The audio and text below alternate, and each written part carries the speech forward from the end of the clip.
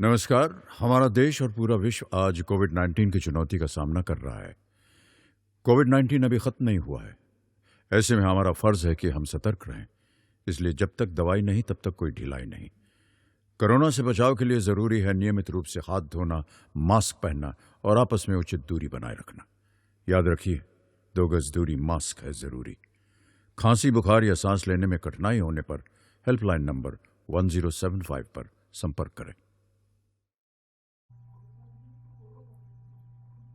नमस्कार दोस्तों, आइए शुरू करते हैं गणित का एक नया पाठ जिसका नाम है समाकलन यानी इंटीग्रल्स। कहा गया है यदि एक फलन f किसी अंतराल i में अवकलनीय है, अर्थात i के प्रत्येक बिंदु पर फलन के अवकलज f डैश का अस्तित्व है, तब एक स्वाभाविक प्रश्न उठता है, क्या हम फलन f ज्ञात कर सकते हैं? आइए बच्चों आगे देखेंगे। हमने देखा कि वे फलन जिनसे हमें एक फलन उनके अवकलज के रूप में प्राप्त हुआ है, इस फलन को प्रति अवकलज कहेंगे।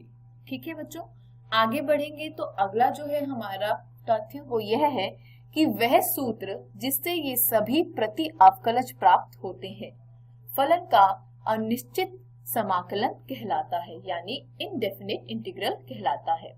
आगे बढ़ेंगे अगले विषय की ओर, देखते हैं समाकलन को अवकलन के व्युत्क्रम प्रक्रम के रूप में। कुछ उदाहरणों पे विचार करते हुए हम इस प्रक्रिया को समझेंगे। जैसे कि हमें पता है d by dx of sin x is equal to cos x, यानी sin x का जब आप x के सापेक्ष अवकलज ज्ञात करते हैं तो आपको मिलता है cos x। इसको हमने यदि समीकरण 1 माना तो हम प्रेक्षित करते हैं कि समीकरण 1 में फलन cos x फलन sin x का अवकलज है। आगे बढ़े तो हमने देखा कि इस प्रकार भी हम कह सकते हैं इस तथ्य को कि cos x का प्रति अवकलज समाकलन होता है sin x। तो आगे जब हम बढ़े तो हमने ये जाना कि किसी भी वास्तविक संख्या c जिसे अचर फलन मान कहा जाता है, उसका अवकलज शून्य होता है। हम समीकरण 1 को निम्नलिखित रूप में लिख सकते हैं कि d by dx of sin x plus c is equal to cos x, यानी एक फलन f ऐसा है कि d by dx of f of x जब हम निकालते हैं तो वो हमको मिलता है f of x for all x belongs to I। For all x belongs to I इसका अर्थ यह है बच्चों कि I में पाए जाने वाले हर x के मान के लिए यह संबंध जो है वो सत्य है। तो प्रत्येक स्वेच्छ अचर c के लिए d by dx of capital Fx plus c is equal to small fx for all x belongs to I। इसका ये अर्थ है बच्चों कि कैपिटल Fx जो आपका एक फलन है उसके साथ एक अचर फलन जो आप c ले रहे हैं, इन दोनों को जोड़ के यानी इनका योग का जब आप अवकलज ज्ञात करेंगे तो आपको स्मॉल fx मिलेगा और ये सत्य होगा x के हर मान के लिए जो कि I से लिया जाता है। आगे बढ़े तो हमने देखा संकेतन दिया हुआ है कि dy by dx जो है वो बराबर है fx के, तो हम y को किस प्रकार परिभाषित कर सकते हैं? y बराबर इंटीग्रेशन ऑफ fx dx लिख सकते हैं। निम्नलिखित प्रतीकों, पदों, वाक्यांशों को उनके अर्थों सहित सारणी में उल्लेखित कैसे करेंगे बच्चों? बाएं ओर आपको दे रखा है प्रतीक, पद या वाक्यांश और दाएं ओर उसका अर्थ दे रखा है। जैसे बाईं ओर लिखा है इंटीग्रेशन ऑफ fx dx, इसका अर्थ है f का x के सापेक्ष समाकलन। ठीक उसी प्रकार दूसरी ओर अगर आप देखें तो लिखा गया है इंटीग्रेशन ऑफ fx dx में fx क्या है? fx है समाकल्य। ऐसे ही कुछ और पदों को भी देख लेते हैं बच्चों। इंटीग्रेशन ऑफ fx dx में x का अर्थ क्या है? समाकलन का चर। तो बच्चों बाईं ओर आपको जो भी चीजें दे रखी है, जो भी लिखा गया है, उसका अर्थ आप दाईं ओर सारणी में देख सकते हैं।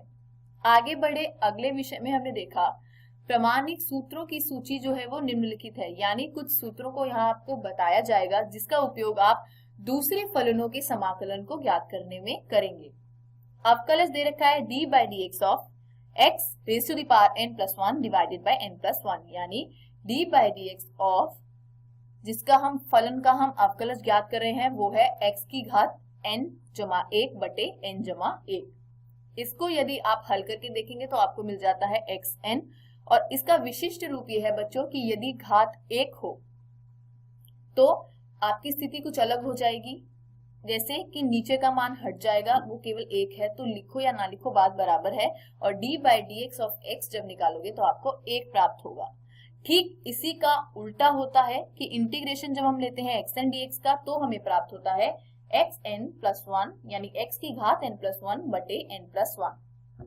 यहाँ स्थिति दे रखी है कि n का मान जो है वो -1 नहीं होना चाहिए, क्यों? क्योंकि उस पर वो फलन जो है वो अपरिभाषित हो जाएगा। अगला है d by d x of sine x is equal to cos x, तो integration of cos x dx जो होता है वो होगा साइन एक्स प्लस सी। आगे बढ़े तो हमने देखे कुछ और सूत्र, जैसा कि बच्चों आप देख सकते हैं अपनी किताब में लिखा होगा कि माइनस कॉस एक्स का अगर अवकलज ज्ञात करें तो होता है साइन एक्स, tan एक्स का अवकलज ज्ञात करें तो होता है सेक स्क्वायर एक्स, और ठीक इन्हीं का जब आप समाकलन ज्ञात करते हैं तो आपको प्राप्त होता है अवकलज किया गया फलन। आशा करती हूँ बच्चों आप इसको भली भांति याद कर लेंगे, क्यों? क्योंकि इसका उपयोग करके ही आप आगे के प्रश्नों का हल कर सकते हैं। आप यहाँ पर इसको पॉज करके बच्चों अपनी किताब में लिख सकते हैं। इसका निरंतर अभ्यास करते रहना, निरंतर इसको याद करते रहना आपके लिए अति आवश्यक है। आगे बढ़ेंगे तो इस प्रकार के कुछ 15 या 16 आपको सूत्र दे रखे हैं जिनको आपको भली भांति याद करना होगा। आगे बढ़ेंगे, देखेंगे अगला विषय अनिश्चित समाकलनों के कुछ गुणधर्म।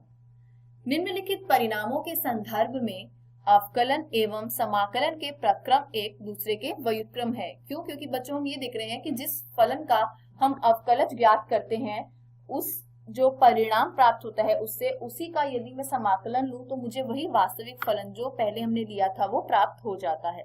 जैसे d by d x of integration of F X D x जो है वो एफ एक्स, यानी इंटीग्रेशन का जब आप डिफ्रेंशिएशन ले लेंगे तो आपको वही फलन दोबारा प्राप्त हो जाता है।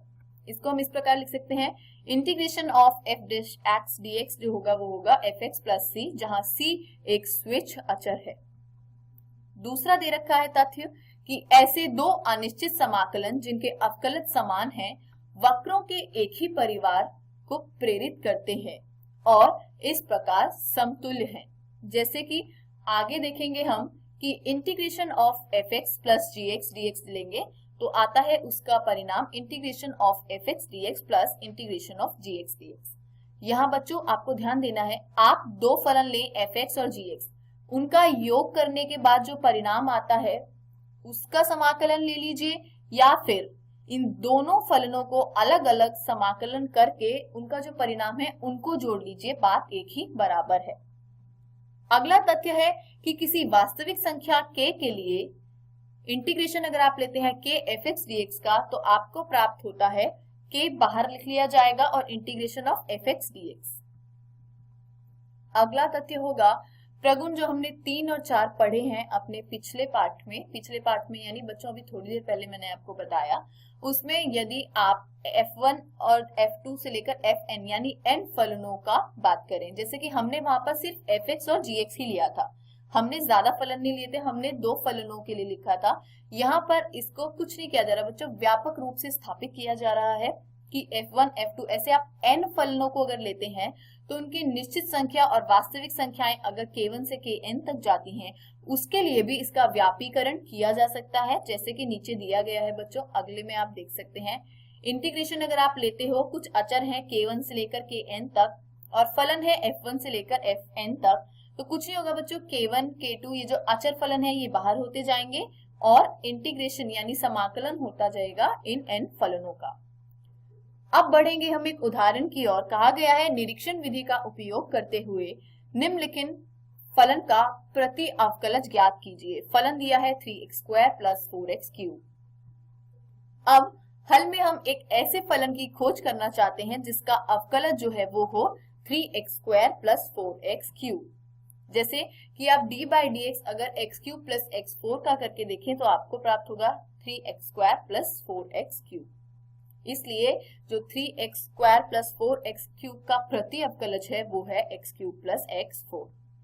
अगला उदाहरण है कि हमें निम्नलिखित समाकलन को ज्ञात करना है। आपके सामने एक समाकलन के लिए एक फलन दे रखा है बच्चों। फलन जो है उसमें 3 तरीके के पदों का प्रयोग किया गया है। ठीक है बच्चों, इसको हल करेंगे कैसे? यहाँ पर आप इनको अलग अलग ले लेंगे। 3 फलन है, आपको पता है अगर fx प्लस gx इन दोनों का योग करके, यानी 2 फलनों का योग करके फिर उसका समाकलन लिया जाए, और यदि दोनों फलनों का अलग अलग समाकलन लेके उनको योग किया जाए तो बात एक ही बराबर होती है। तो हमने कुछ नहीं किया बच्चों, तीनों फलनों का जो हम समाकलन है वो अलग अलग प्राप्त करते हैं, तो उससे हमें यह समीकरण प्राप्त होता है 2/5 यानी 2/5 गुना x की घात 5/2 plus 2ex minus log mod of x plus c। समाकलन की विधियां, पहली विधि है प्रतिस्थापन द्वारा समाकलन यानी इंटीग्रेशन बाय सब्स्टिट्यूशन। फिर हम देखेंगे आंशिक भिन्नों में वियोजन द्वारा समाकलन, और आखिरी विधि है खंडशः समाकलन। तो शुरू करेंगे पहली विधि के द्वारा प्रतिस्थापन द्वारा समाकलन। स्वतंत्र चर x को t में परिवर्तित करने के लिए हम रख सकते हैं x बराबर gt, और जब हम इसको प्रतिस्थापित करेंगे जो दिया हुआ समाकलन है इंटीग्रेशन ऑफ fx dx उसको अन्य रूप में परिवर्तित किया जा सकता है। जैसे I बराबर यदि मैं रखूं इंटीग्रेशन ऑफ fx dx और इस पर मैं विचार करूं और x बराबर ले लूं gt, यानी यहाँ पर प्रतिस्थापन हो रहा है, तो dx बाई dt जो हो जाएगा वो g डैश t हो जाएगा, और इसी तरह dx बराबर हो जाएगा g डैश t dt। इस प्रकार I इज इक्वल टू जो इंटीग्रल ऑफ fx dx है उसको मैं लिख सकती हूँ कुछ इस प्रकार, integration of f gt g dash t dt। ये कैसे हुआ है बच्चों? x की जगह हमने लिखा gt और dx की जगह हमने लिखा g डैश t dt। इसी पर आधारित यदि मैं एक उदाहरण करूं, इसमें कहा गया है कि निम्नलिखित फलन यानी sin mx का हमें x के सापेक्ष समाकलन करना है। हम जानते हैं कि mx का अवकलज m है, अतः यदि मैं mx को t के बराबर रखूं, प्रतिस्थापन करने पर मुझे मिलेगा m dx is equal to dt, जिसको हल करेंगे तो क्या होगा बच्चों? 1/m integration of sin t dt। अब इसका जो हम समाकलन जानते हैं वो ये होता है sin का माइनस cos, तो ये हो गया -1/m cos t plus c, जिसको मैं -1/m cos mx plus c लिख सकती हूँ। कुछ नहीं किया बच्चों, t की जगह सिर्फ हमने mx प्रतिस्थापित वापस कर दिया है। कुछ महत्वपूर्ण समाकलनों जिनमें त्रिकोणमितीय फलनों और उनके प्रामाणिक समाकलनों का उपयोग प्रतिस्थापन विधि में किया गया है उन पर हम चर्चा करेंगे। Integration of tan x dx क्या होता है बच्चों? log sec x plus c। ऐसे ही integration of cot x dx होता है log sin x plus c, और integration of sec x dx होता है log sec x plus tan x plus c। तो ऐसे ही integration of cos x dx होता है वो होता है log cosec x minus cot x plus c। इसी पर आधारित हमने एक उदाहरण देखा, कहा गया है कि निम्नलिखित का हमें समाकलन ज्ञात करना है। वो क्या होगा? Integration of sin cube x cos square x dx का। तो यहाँ पर हम इसको ऐसे लिख सकते हैं sin square x cos square x sin x। ऐसा क्यों किया है बच्चों? जब आप cos x की जगह यहाँ पर cos स्क्वायर x ही रहने देंगे और sin स्क्वायर x की जगह आप इसको चेंज कर देंगे 1 माइनस cos स्क्वायर x में, तो आपका प्रश्न ऐसा बन जाएगा कि आप t की जगह cos x को प्रतिस्थापित कर सकते हैं, तो dt बराबर हो जाएगा माइनस sin x dx। इसलिए integration of sin square x cos square x sin x dx हम लिखेंगे। इसी को आगे बढ़ाएंगे तो हम लिख सकते हैं minus integration of 1 minus T square into करेंगे t क्यूब dt के साथ। आगे बढ़े तो हमने देखा कि ये बन गया माइनस ब्रैकेट में t square minus t raise to the power 4 dt। अब इसका जब हमने समाकलन ज्ञात किया तो वो आया माइनस ब्रैकेट में t cube by 3 minus t raise to the power 5 by 5 plus c। इसको हम लिख सकते हैं t की जगह cos x डाल देंगे minus 1/3 cos cube x plus 1/5 cos raise to the power 5x plus c। अगला विषय है त्रिकोणमितीय सर्व समीकरणों के उपयोग द्वारा समाकलन। हमें कुछ ज्ञात करना है, जैसे कि यहाँ कहा गया है integration of cos square x dx। इसको हम कैसे कर सकते हैं बच्चों? हमें पता है कि cos 2x जो होता है वो होता है 2 cos स्क्वायर x माइनस 1। इसको स्मरण करते हुए हमने क्या कर दिया, माइनस 1 जो है बच्चों बाएं पक्ष में जाएगा तो cos 2x प्लस 1 हो जाएगा, और 2 cos स्क्वायर x से यदि मैं 2 हटा दूं तो वो नीचे जाके भाग में हो जाएगा, और cos स्क्वायर x बराबर हो जाएगा 1 प्लस cos 2x बटे 2। आगे हल किया तो हमने देखा इसको हम किस प्रकार लिखेंगे, 1/2 इंटीग्रेशन ऑफ ब्रैकेट में 1 प्लस कॉस 2x और इंटू में dx। इसको हल करने पर हम 1/2 को दोनों ही फलनों से गुना कर देंगे, जिससे हमको उत्तर प्राप्त होगा x/2 plus 1/4 sign 2x plus c। अगला विषय है कुछ विशिष्ट फलनों के समाकलन। जैसे इंटीग्रेशन ऑफ dx बटे x square minus a square बराबर होता है 1/2a log x माइनस ए बटे एक्स प्लस सी। उसी प्रकार इंटीग्रेशन ऑफ dx बटे में ए स्क्वायर माइनस एक्स स्क्वायर हो तो हम उसको लिख सकते हैं 1/2a log a plus x बटे a minus x plus c. फिर इंटीग्रेशन ऑफ dx बटे x square plus a square बराबर होगा 1/a tan inverse x by a plus c. और अगला यदि मैं देखूं तो वो होगा इंटीग्रेशन ऑफ dx बटे under root x square minus a square बराबर हो जाएगा log मॉड में x plus under root x square minus a square plus c. पांचवा यदि मैं देखूं तो ये होगा इंटीग्रेशन ऑफ dx बटे में under root a square minus x square बराबर हो गया sine inverse x by a। और आखिरी होगा इंटीग्रेशन ऑफ dx बटे x square plus a square under root में यदि मैं लिखूं तो होगा log मॉड में x plus under root x square plus a square plus c. बच्चों इसके जो भी आपको इसको हल करके देखना है कि क्या ये इसका समाकलन ऐसा होता है कि नहीं, वो आप अपनी पुस्तिका से कर सकते हैं। प्रश्नों को हल करते समय आपको कुछ इस प्रकार के ही संबंध प्राप्त होंगे जिन समीकरणों को आपको हल करने के लिए इन सूत्रों की आवश्यकता होगी। इसी पर आधारित बच्चों हम एक उदाहरण करेंगे। पहले कहा गया है कि dx बटे एक्स स्क्वायर प्लस 16। तो यहाँ बच्चों ध्यान से देखना कि एक्स स्क्वायर प्लस 16 जो कहा गया है, इसी पर आधारित यदि हम एक उदाहरण देखें तो कहा गया है निम्नलिखित समाकलनों को हमें ज्ञात करना है। पहला है समाकलन dx बटे एक्स स्क्वायर माइनस 16। तो बच्चों हम इसको कैसे लिख सकते हैं, समाकलन dx बटे एक्स का स्क्वायर माइनस 4 का स्क्वायर, जिसको यदि आप सूत्र का प्रयोग करके देखें तो ये है 1/एक्स स्क्वायर माइनस ए स्क्वायर। सूत्र का प्रयोग करते हुए 1/2a यानी 1/2 इंटू 4 यानी 1/8।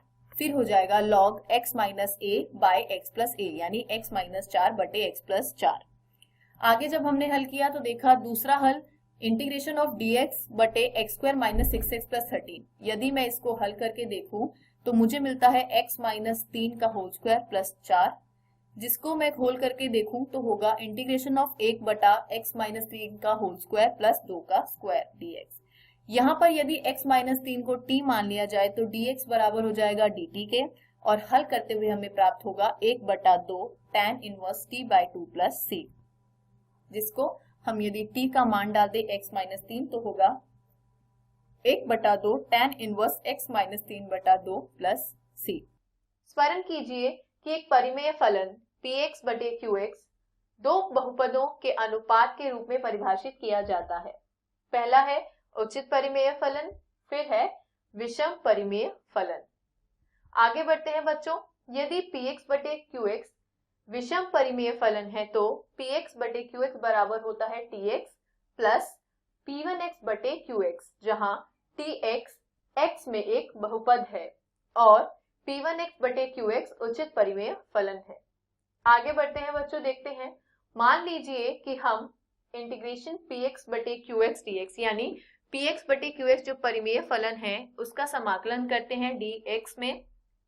तो उसका यदि हम मान ज्ञात करना चाहें जहां px बटे qx एक उचित परिमेय फलन है, एक विधि जिसे आंशिक भिन्नों में वियोजन के नाम से जाना जाता है की सहायता से दिए हुए समाकलय को साधारण परिमेय फलनों के योग के रूप में लिखा जाना संभव है। आगे बढ़ते हैं बच्चों, देखते हैं। आंशिक भिन्नों द्वारा समाकलन पर दी गई है एक सारणी। इसमें आपको परिमेय फलनों के रूप दे रखे हैं और किस प्रकार आप उसको आंशिक भिन्नों का रूप में परिवर्तित करते हैं वो आप देख सकते हैं। जैसे पहला है px प्लस q बटे x minus a Guna x minus b। यहाँ पर बताया गया है कि a b के बराबर नहीं होना चाहिए, तो यदि आप इसको आंशिक भिन्नों के रूप में परिवर्तित करें तो वो होगा a बटे x minus a plus b बटे x माइनस b। उसी प्रकार दूसरा यदि आप देखें तो है px प्लस q बटे x माइनस a का होल स्क्वायर, जो हम लिख सकते हैं आंशिक भिन्नों के रूप में a बटे x minus a plus b बटे x माइनस a की होल स्क्वायर। तीसरा यदि आप देखें तो होगा px square plus qx plus r बटे x माइनस 1 गुना x माइनस b गुना x माइनस c, इसको यदि मैं आंशिक भिन्नों के रूप में लिखूं तो वो होता है a बटे x minus a plus b बटे x minus b plus c बटे x माइनस c। इसी प्रकार बच्चों जो बचे हुए हैं आप उनका भी अच्छी तरीके से हल कर देख सकते हैं। इन सभी आंशिक भिन्नों के रूप को आपको बच्चों स्मरण करना है, जबकि आप प्रश्न करेंगे तो आपको इन सभी का उपयोग करना होगा। आइए बच्चों देखते हैं एक उदाहरण। हमें समाकलन dx बटे x प्लस 1 x प्लस 2 का मान ज्ञात करना है। हल देखेंगे कि दिया हुआ समाकलन जो है वो एक उचित परिमेय फलन है, इसलिए आंशिक भिन्नों के रूप उपयोग करते हुए हम 1 बटा x plus 1 into x plus 2 बराबर रखेंगे a बटा x प्लस 1 प्लस b बटा x प्लस 2। आगे बढ़ेंगे तो देखेंगे यहाँ पर a और b जो है वो वास्तविक संख्याएं हैं जिन्हें हम उचित विधि द्वारा ज्ञात करना चाहेंगे। इसके लिए हमें क्या करना है बच्चों, यहाँ पर हम एक को बराबर रखेंगे a into x plus 2 plus b into x plus 1, यानी एक बराबर है a गुना किया जा रहा है x प्लस 2 के साथ प्लस b गुना किया जा रहा है x प्लस 1 के साथ। x के गुणांक को एवं अचर पदों को समान रखने पर हम पाते हैं कि a प्लस b बराबर है 0 के और 2a प्लस b बराबर है 1 के। यदि इन दोनों समीकरणों को मैं हल कर देखूं तो मुझे a का मान 1 तथा b का मान -1 प्राप्त होता है। इस प्रकार समाकलन निम्नलिखित रूप में प्राप्त हो जाएगा कि 1 बटा x प्लस 1 गुना x प्लस 2 बराबर है 1 बटा x प्लस 1 प्लस -1 बटे x प्लस 2 के। इसलिए जब आप इसका समाकलन ज्ञात करेंगे तो आपको प्राप्त होगा log x प्लस 1 मॉड में माइनस लॉग मॉड में x प्लस 2 प्लस c। यदि बच्चों आपको याद हो तो log a minus log b बराबर होता था log a बटे b के, तो इसलिए यहाँ पर हम लिख सकते हैं log मॉडुलस में x प्लस 1 बटे x प्लस 2 प्लस c। अगला उदाहरण हमने देखा, हमें समाकलन ज्ञात करना है 3 sin 5 माइनस 2 गुना किया जा रहा है cos थीटा के साथ बटे 5 minus cos square 5 minus 4 sin 5। इसको हमने फाई के सापेक्ष जो है वो उसका समाकलन ज्ञात करना है। हल देखेंगे बच्चों कि हमने मान लिया y बराबर है sin 5 के, तो dy होगा cos 5 d5। इसलिए जो समीकरण हमें प्रश्न में दिया गया है उसको यदि मैं लिखना चाहूं तो इस प्रकार लिख सकती हूँ 3y माइनस 2 बटे 5 माइनस ब्रैकेट में 1 minus y raise to the power 2 bracket close minus 4y dy। तो इसको यदि मैं हल करना चाहूं बच्चों तो इसको इस प्रकार लिख सकती हूँ 3y माइनस 2 बटे में y square minus 4y plus 4। इसका जब हमने समाकलन ज्ञात किया तो हमें सबसे पहले क्या करना है बच्चों, नीचे जो दे रखा है आपको एक बहुपद y square minus 4y plus 4, इसको आप y माइनस 2 का होल स्क्वायर लिख सकते हैं और इसको हमने मान लिया i के बराबर। अब जो 3y माइनस 2 बटे y माइनस 2 का होल स्क्वायर है इसको हम आंशिक भिन्नों के रूप में प्राप्त करेंगे a बटे y माइनस 2 प्लस b बटे y माइनस 2 का होल स्क्वायर। यहाँ पर यदि मैं 3y माइनस 2 को a y minus 2 plus b के बराबर रखूं तो मुझे दोनों पक्षों से y के गुणांक एवं अचर पदों की तुलना करने पर प्राप्त होगा a बराबर 3 और b माइनस 2a बराबर माइनस 2। यहाँ पर a का मान 3 प्राप्त हो रहा है और a का मान यदि 3 आप दूसरे उसमें डाल दें तो आपको b का मान जो है वो 4 प्राप्त हो जाएगा। इसलिए अभेद्य समाकलन निम्नलिखित रूप में प्राप्त होगा I is equal to integration of 3 by y minus 2 plus 4 by y minus 2 का होल स्क्वायर dy, जिसको यदि आप 3 यहाँ पर देखें तो अचर पद है वो बाहर आ जाएगा और समाकलन हम ज्ञात करेंगे यानी इंटीग्रेशन करेंगे dy by y minus 2 plus उसी प्रकार से 4 अचर पद है वो बाहर आ जाएगा, integration of dy y minus 2 का होल स्क्वायर। आगे बढ़े तो हमने देखा ये हल करने पर आएगा 3 log मॉड्यूलस में y माइनस 2 प्लस 4 ब्रैकेट में माइनस 1 बटे y minus 2 plus c। y हमने माना था sin 5 तो y की जगह हम यहाँ पर sin 5 लिख देंगे जिससे हमारा ये प्रश्न पूरी तरीके से हल होगा और 3 log 2 माइनस sin 5 प्लस 4 बटे में 2 माइनस sin 5 प्लस c हमको प्राप्त होता है। अब देखेंगे अगला विषय खंडशः समाकलन।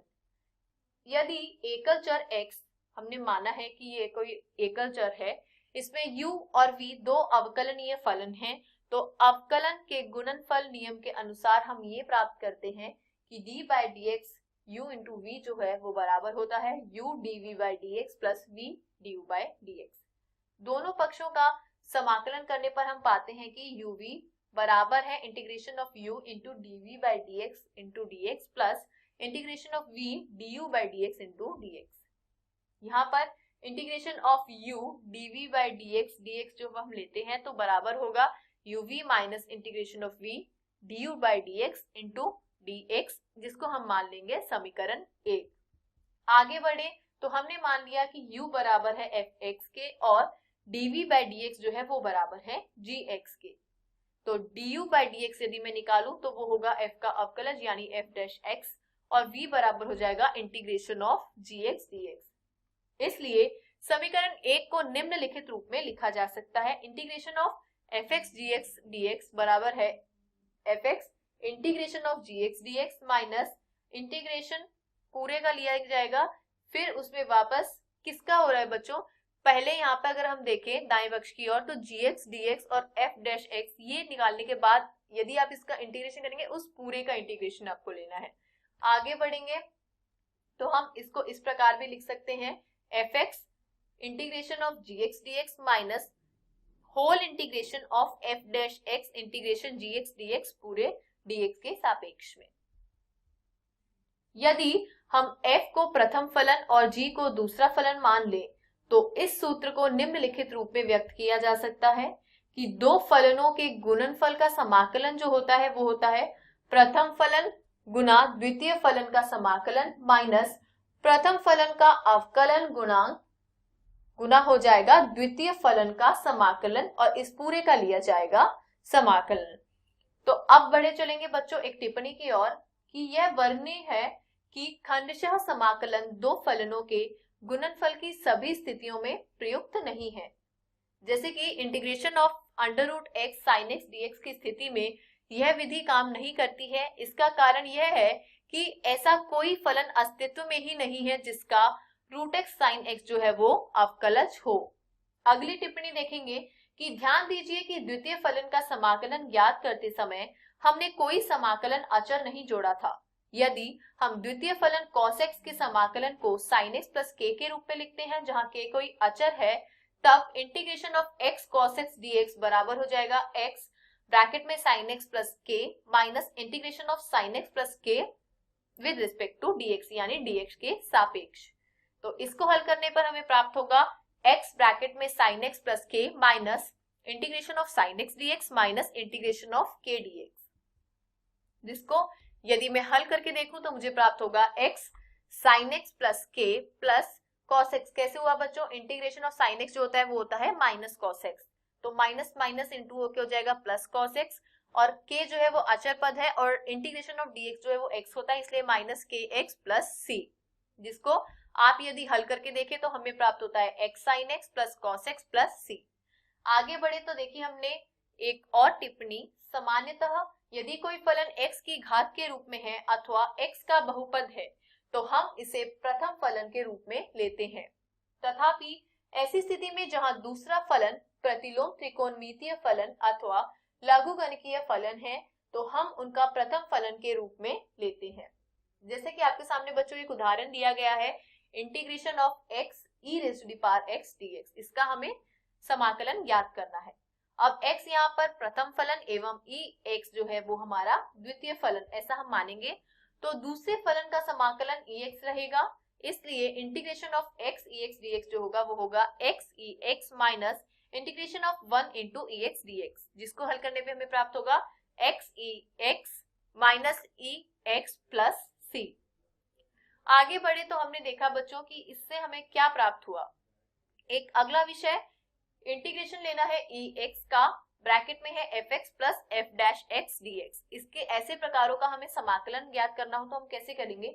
हमें ज्ञात है कि I को बराबर मान लेते हैं हम integration of ex fx plus f dash x dx के, तो इसको हल करेंगे तो ex पहले गुना होगा fx के साथ और फिर ex गुना होगा f डैश x के साथ, जो दो अलग अलग फलन बन जाएंगे और दोनों का ही अलग अलग समाकलन लिया जाएगा। तो ये जो है ex fx जो है ये हमारा I1 हो गया है और इसमें हमने जोड़ दिया है integration of e raise to the power x f dash x dx के, जहां पर I1 जो है उसको हमने माना है integration of e raise to the power x f x dx। ये हमारा समीकरण 1 है। अब I1 जो है उसको यदि सिर्फ मैं हल करके देखूं तो मुझे प्राप्त होता है F x E x minus integration of F dash x E x. आइए बढ़े चलते हैं अगले उदाहरण की ओर, जिसमें हमें ज्ञात करना है कि integration of E x tan inverse x plus 1/1 plus x square, इसका समाकलन हमें प्राप्त करना है। तो बच्चों यहाँ पर tan इनवर्स x जो है वो fx है, और इसी का यदि मैं अवकलज याद करूं तो मुझे प्राप्त होगा 1/1 जमा एक्स स्क्वायर। तो हमें क्या करना है बच्चों, ex का हम गुना करेंगे tan इनवर्स x के साथ और ex का हम गुना करेंगे 1/1 प्लस एक्स स्क्वायर के साथ। तो fx हो गया tan inverse x, f dash x हो गया 1/1 प्लस एक्स स्क्वायर, यानी 1/1 जमा एक्स स्क्वायर। जो दिया हुआ समाकलन है वो किस प्रकार का है बच्चों, वो इस प्रकार का है कि ex, उसके बाद हम उसका गुना करेंगे ब्रैकेट में fx plus f dash x के रूप में। आगे देखेंगे, इसलिए जब हम इसके सूत्र का उपयोग करेंगे तो हमें प्राप्त होगा उत्तर ex यानी e raise to the power x tan inverse x plus c।